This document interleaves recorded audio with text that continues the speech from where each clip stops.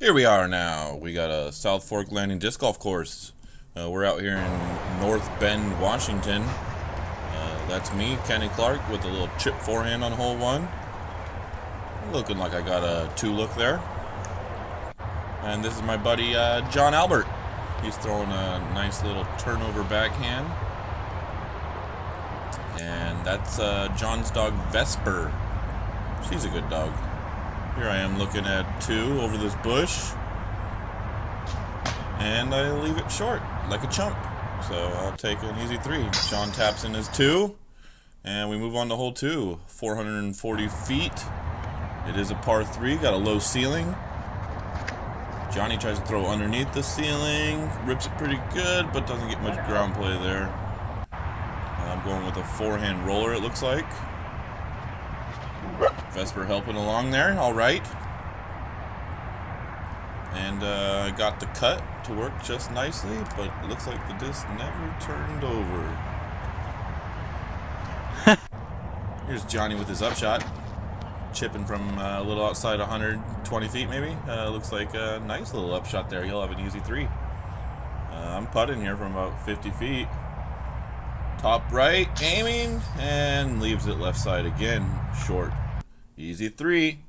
Here we are at hole number 3. It's about 265 feet, got a low ceiling.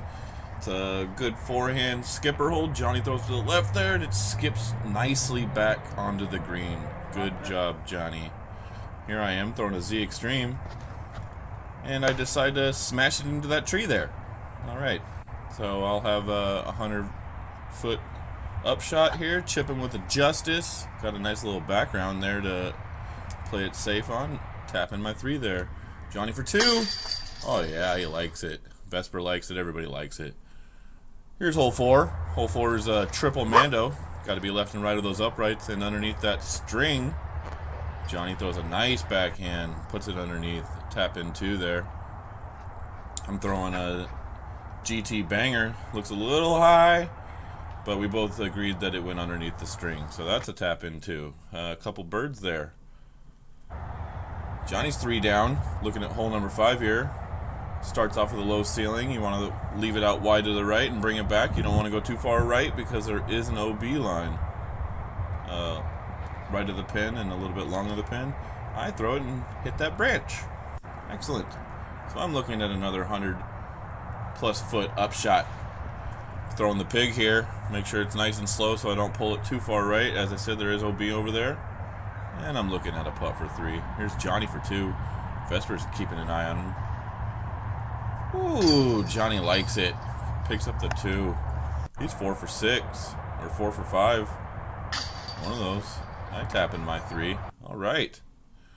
Hole 6, we got another forehand here. It's about 270 feet. The play here is to leave it wide of these trees and go around the back, or to go through them. Johnny does neither, leaves it a little short. He'll have a difficult putt at 2 there. I'm trying to throw around it, and I go through it a little bit, so I'll have a look at 2 there. Johnny with a crazy Anheuser knee putt here. Looking good. Ooh! Hits lots of chains, but spits out a little bit left side. I line up my 2, about 20 feet. Drain it. Alright. Hole 7. This one's a fun shot. It's a little chip forehand over these trees. Or you can try and play on the right hand side and poke it through the line of trees. On the long side of the pin, it is OB, so you don't want to go long, and it's literally like 5 to 10 feet away from the pin. Johnny and I both chip kind of short. And we're both looking at 2. There's 1. And there's another. Couple birds there. All right. Hole 8, about 350 feet, is a backhand hyzer for a righty. There is a Mando on that left side, so you want to play a little bit wide. And I threw it up to the green, not quite onto the green. You can see the Mando there. Johnny ripping a nuke, it looks like. Going for the skip play onto the green. And gets up there nicely. He's looking at 2. On the green. Here's my look for 2.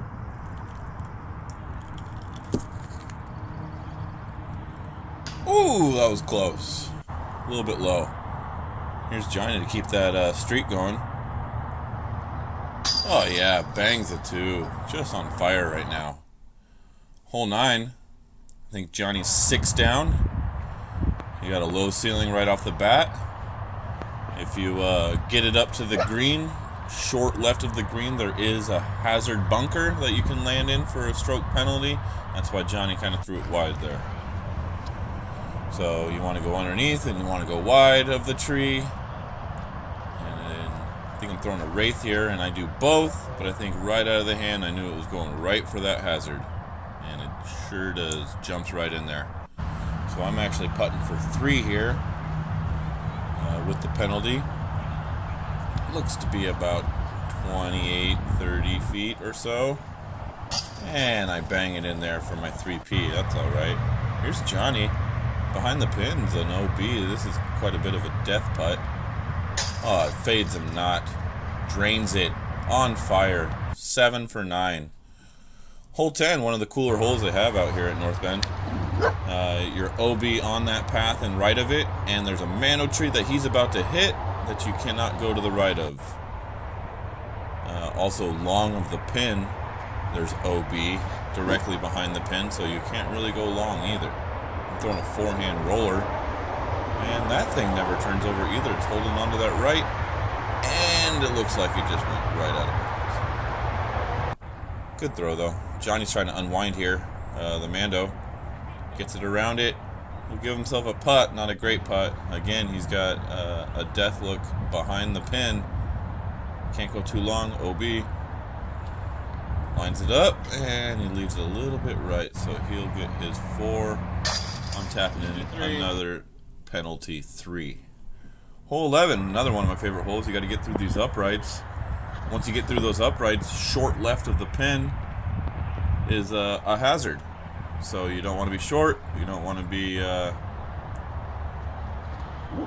getting into that hazard. Johnny's throwing an S-turn backhand, and he leaves it a little bit too right. He'll have a funny look over there. Ooh, and he just weaves it through those trees for his easy tap-in 3. I'm looking for 2 here from about 50 feet. And just drains it, no problem. Good putt. Hole 12, one of the easier holes they have out here at Northbend. Just a right-hand, backhand hyzer. Throw it up there, top right. Don't throw it too hard.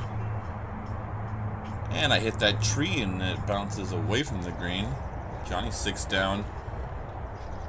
Looking to get that stroke back from the last hole, and he puts it underneath. That's already a bird. That's a tap-in, too. Here's my 2 look. Ooh, center cut. Another good bird there. Fighting back, fighting back. Hole 13 is the only par 4 they have on the course. I'm 5 down, trying to throw a flex forehand, and I tag that tree. Fantastic. Johnny's 7 down again. He's going to try and go to the right of that tree, and I think he left it a little bit too low. He probably didn't get much ground action. On the right-hand side, you can see there is a pathway that's OB on the right, so you can't turn it over on accident. I think I threw a mid upshot there. Johnny's looking at a stable driver upshot, trying to go around it all, and he skips kind of long. I left mine a little short. So here's Johnny for birdie 3. Ooh, hits the top of the band. I'm looking at birdie 3 from, I don't know, 25 feet. Should get this, but I left it a little weak in the pants. Missed left side there, so that's a tap-in 4 for the both of us.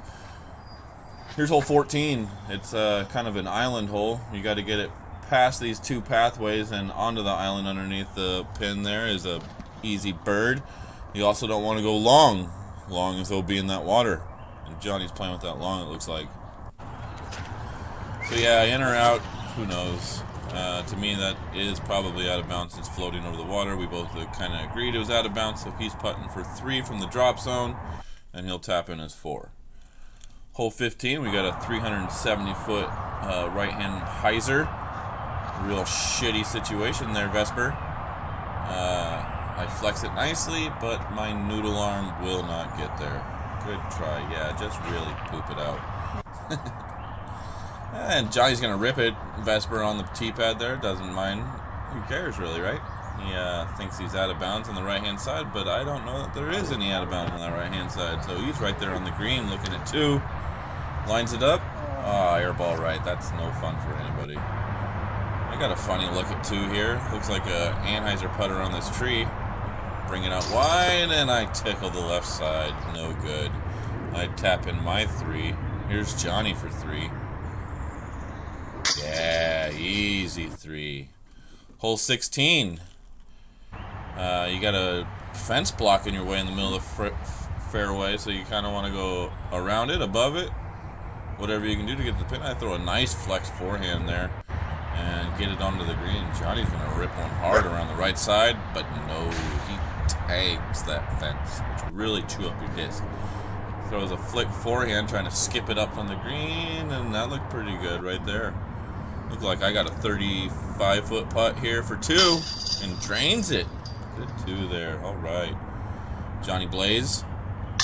Oh, no. Oh, no. Just hornswoggled. He's going to tap in his 4 there. That's just disappointing for everybody. Hole 17. There's lots of out of bounds everywhere on this one. Kind of a peninsula hole. You can't go too far right, can't go too long, can't go too left. I got it inbounds there. Johnny's running this shot, and as long as it doesn't skip too far left, he's in. Looks like he's in. You can see that white line, and on the right side of that white line is OB. It wraps all the way around that tree, and on the back side, I missed my 2 look. But Johnny drains his 2 look. Yeah, just fantastic. Good putt there, John. So we're at 6 down here. Johnny just blazes this one on hole 18. You got a Mando on that right-hand side that you can't go around to the right of. You got to be the left of it. I'm going to try to throw it as far as I possibly can. That's a PD2. Didn't turn it over as much as I like, but got some good distance out of it. Looks like I'm chipping up for a 2 look here. Nice, tall, high right, but left a little short. That's a tap-in 3. Vesper's hanging out. She's liking it. Johnny's got a look, and he leaves a little short. So he also will take a 3.